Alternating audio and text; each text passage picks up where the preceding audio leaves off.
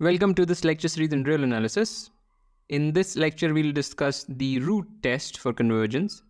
In general, it is very hard to decide if a given series converges, but there are certain tests that one can use. And one of the most convenient tests is the root test. So I have jotted down some of the things that we have covered and some of the prerequisites. So we should know what is a series, what is meant by convergence of a series. We should know about the geometric series and when does it converge and when does it diverge. Of course, we should know what is divergence in first place and Cauchy's criterion. Since these are so basic, I'm not going to recall any of it. Same for the algebra of convergence, which just means that the sum and the scalings of convergent series converges. All right, and then we also discussed a regrouping thing, which was a triviality. Everything was a triviality in that lecture. One fact that we proved was that if you have a convergent series, then the sequence of individual terms in the series, or the sequence that comprises the series, goes to zero, converges to zero. So this is a one-way implication. It's not to say that if you have this, then you have that. No, it's only that if you have this, then you have that. So this is some little fact that we might end up using today. And if you feel lost here, don't go back to the lectures and look at the proof. Come up with the proof. Write down a proof for yourself. Think about it, even if it takes time. That's the only way to learn the subject. Some theorems will take maybe are, what shall I say? It may be unreasonable for one to ask another, a new student to prove them for yourself. But once you've seen the proof, it is at least a good idea to try to recall the proof or maybe construct your own proof. Think about it originally. That's how you learn. That's how you come up with new proofs and new insights into the subject. Anyway, enough about that. One small fact that we proved earlier was, and this is just a special case of a much more general thing that we had proven, but one particular fact was that if we have if we just have some sequence of real numbers whose lim sup is infinity, then there is a subsequence whose limit is infinity. In fact, it was an if and only if. So this is something that we will also use today. All right. Two problems for practice. This basically is about decimal number representation that we have been using since time immemorial. This does deserve a separate lecture on its own. I mean, there's whole business of representing, or there's this whole business of base 10 representation, base 2 representation, base k representation of a real number. It deserves a separate lecture, but for now it's a problem. Maybe I'll make a lecture at some point about that. All right. So we will start with a very, very simple test, if you like. It's the comparison test. We have already seen it. In fact, one of the problems in this problem set is almost about this. But yeah, let's look at it. So suppose we have two sequences of real numbers, obviously, and suppose this condition holds for all n. Then if the second series, or the series coming from the second sequence, converges, then the series coming from the first sequence also converges. So if you have a comparison statement or hypothesis between the two sequences, then the convergence of one implies the convergence of second. This should be intuitively very, very obvious. If this doesn't run out of bound, how can this run out of bound? It's controlled by the second one. So intuitively it's nothing. Visually also it's nothing. Proof-wise also it's nothing. If you really want a proof, you can just use Cauchy's criterion. So for any integers m and n with this property, let me say strictly greater than m, we have the sum. We want to show what? We want to show that for each epsilon, there exist m and n with the property that this is smaller than epsilon. That's what we want to do.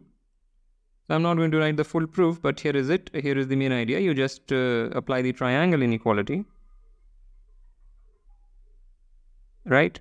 And doesn't hurt to put an absolute value outside also, even though it is redundant. And by our hypothesis, this is smaller than this guy. Again, the outer absolute value is redundant. But this is less than epsilon whenever m and n are sufficiently large. So perhaps I misspoke earlier. I said that we want to say that there exist m and n. No, we don't want to say there exist m and n. We want to say that for each epsilon, whenever m and n are large enough, or whenever they are larger than some fixed natural number, this should be less than epsilon. So that was the Cauchy's criterion. For each epsilon greater than 0, there exists a natural n such that whenever you choose these two things at least n, this quantity is less than epsilon. That's what we want to show.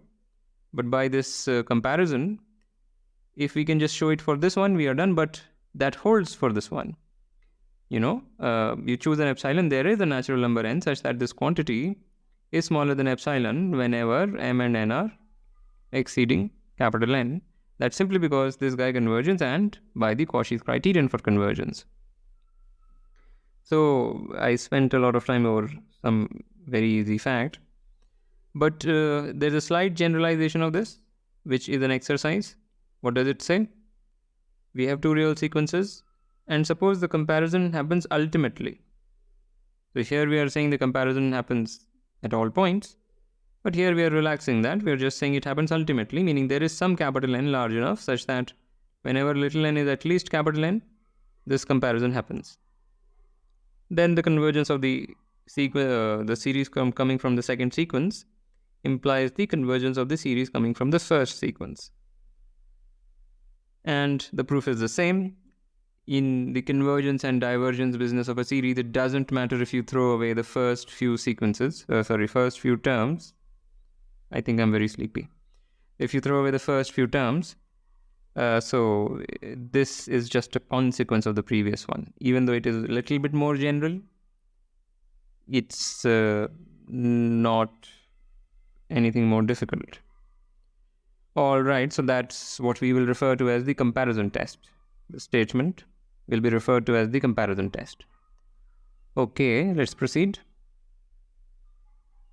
Yeah, so before we go on to the root test, the actual business of this lecture, we need to recall either this was given as an exercise or maybe I proved it at some point. Even if I didn't, you can take it as an exercise now. So this is a fact, very nice fact. And a generalization of it is here, which has the exact same nature as the previous one. It's just a little bit more general. You fix any non-negative real number. I wanted to say real number, but I made it look like an integer. So let me change the notation. Let me call this R. So you pick any, maybe that would be a little bit problematic for me. I can't just use a real number yet because I haven't discussed what does it mean to say something to the power root 2. So let me not use real numbers there. Let me write K. Okay. So fine. It's just a small generalization of the previous one. And if you really want a proof, which you for some reason you're stuck on this, I have written down a proof here. You can pause the video and read it. Okay, so now let's move on. The root test. So we are given a series and we would like to know whether it converges or diverges. And it is hard to, make a sequence of partial sums and then figure out how does that behave. The partial sums may be unmanageable even for this series 1 upon n. It's not so easy to get a handle on what is the sequence of partial sums, even though you can get a handle on it. There are techniques, but it's not so easy, right? So it's we would like a criterion which just looks at the ANs individually and gives us some at least one-way implication as to whether or not the series converges. Just like one particular criterion that you need to know, that you can use is that if this doesn't happen, right? If the individual terms don't converge to 0, you already know that this guy is a divergent series. So something like that. It is a criterion which what I just said, AN not converging to 0, it just looks at the individual terms and at least gives some answer. even it's not an exhaustive answer. If this convergence was going, if the limit of an was equal to 0, if the sequence conversion was equal to 0, the limit, then you can't say anything. Then we don't know if this converges or not. So it's a one-way test. Similarly, the root test is also a one-way test, but it's much better than the one-way test we just saw. So what do? We define this quantity alpha in this horrible way. It looks admittedly quite contrived. I don't think I can motivate where is this alpha coming from. There must be some motivation, but at least I'm not aware of it. So this horrible quantity, whatever this is, it is a meaningful number. After all, this is a sequence of positive real numbers and you're just taking the limit supremum of it. The root test says that if this alpha is less than 1, then you have convergence of the series. If this alpha is greater than 1, you have divergence of the series. And if alpha is equal to 1, then we can't say anything. Then the test is inconclusive. So that's the root test. And it should already be clear that this could be very convenient. It should be very easy to at least find the lim sup of this guy rather than finding the partial sums of this and then commenting about them. Okay, so let's try to prove it. Let's prove the first one. So yeah, so we are given that alpha is less than 1.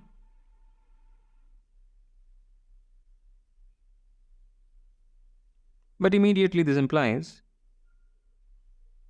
then this quantity,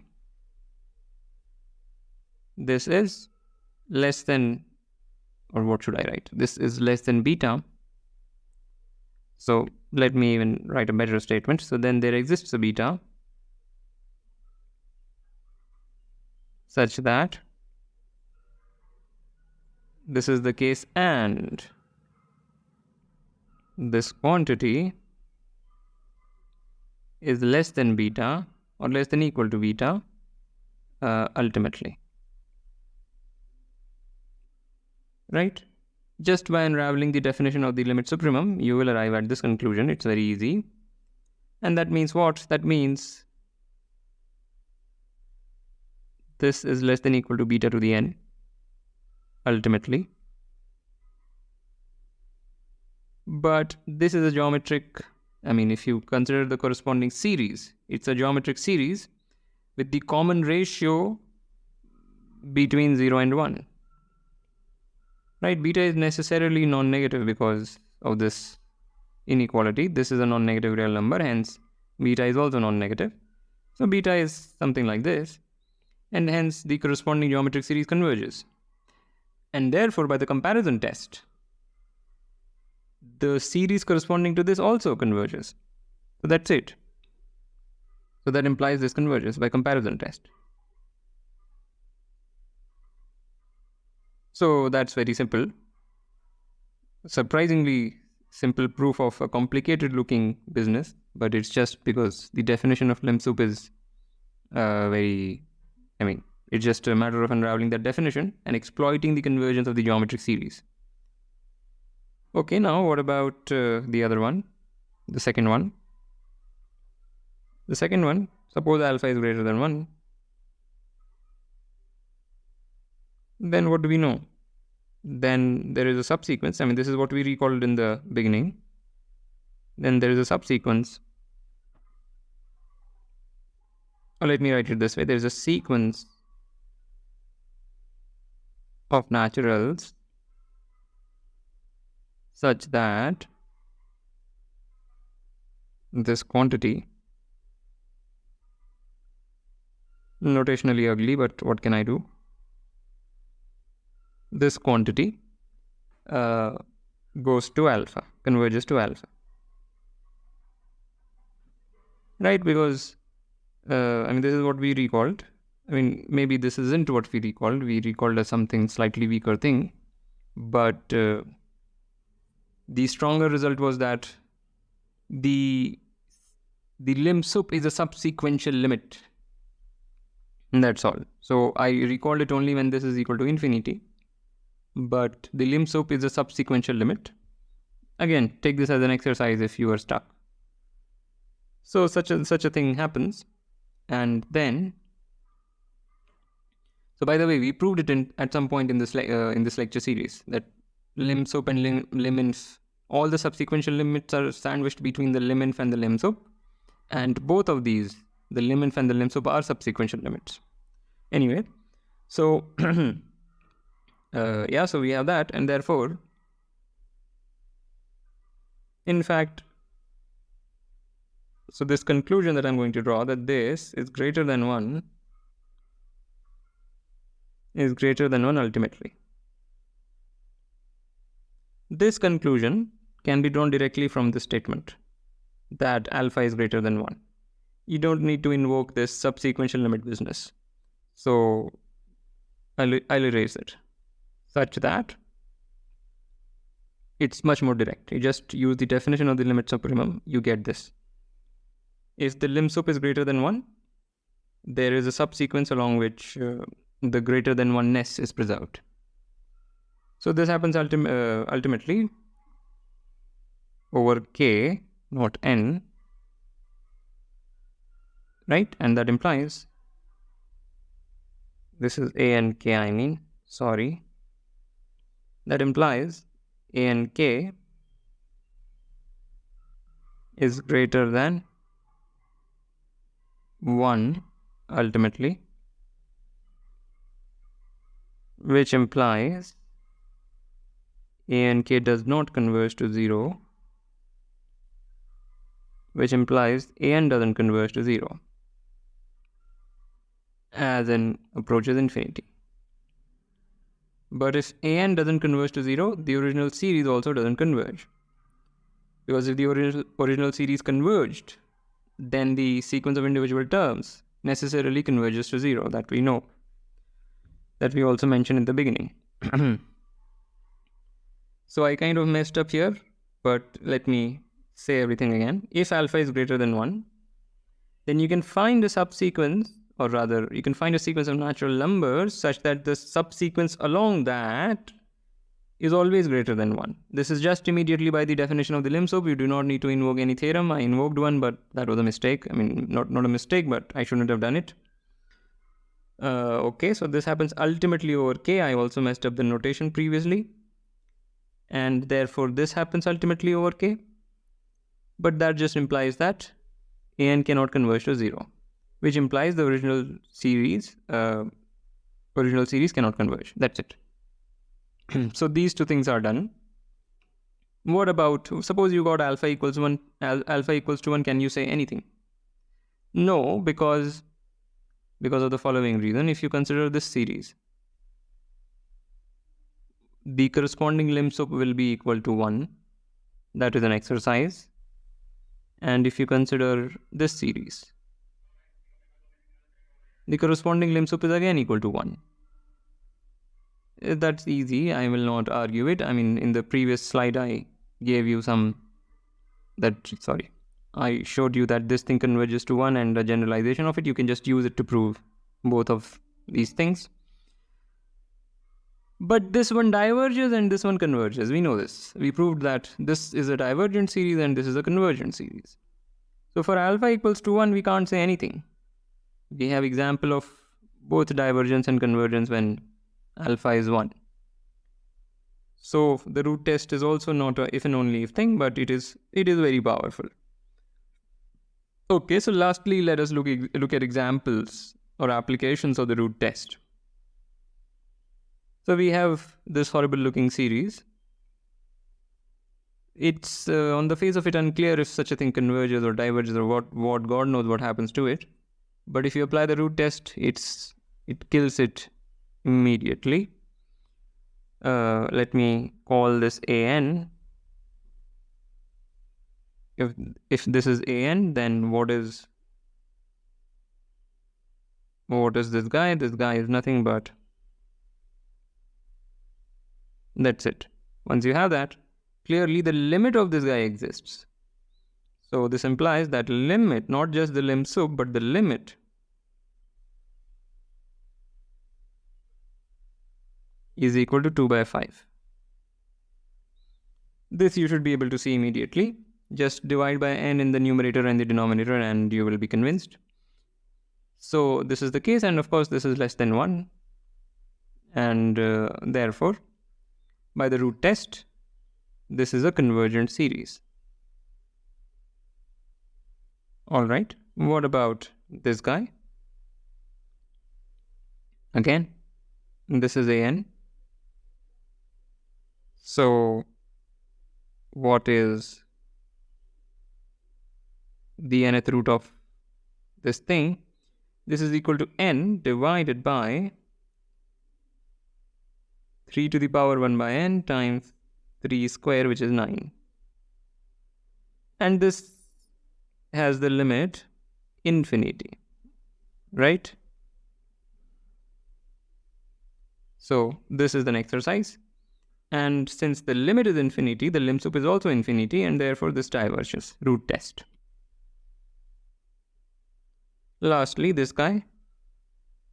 As usual, this is an. Take the absolute value, take the nth root. You get 12 divided by the nth root of n. And this again converges to 12.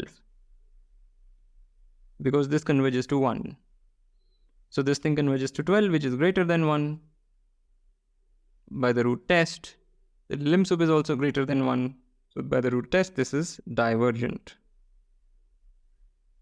Yeah, so all of these are not intuitively suggesting much, at least to me. It's not saying much as to why this should be convergent, but the root test shows us this intuitively is divergent because the numerator is growing much faster than the denominator. N to the power n should grow better than 3 to the power n, right? I mean, the denominator is like 9 to the power n. There is a plus 1 there, doesn't do anything. It's growing like 9 to the power n. But the numerator is growing like n to the power n. So of course, it is growing much faster, and hence if you accumulate the sums, it will become larger and larger, and hence you have divergence. Here the situation is a little bit different.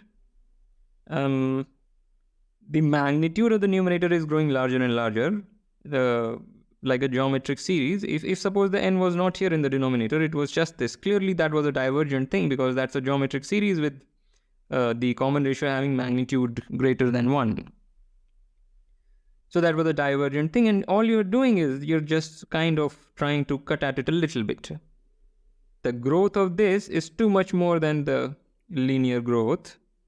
So the divergence of this should intuitively be preserved, and that's what we find when we apply the root test. Okay, so yeah, I think this is all for this lecture. As usual, like, comment, share, subscribe, and I will see you next time.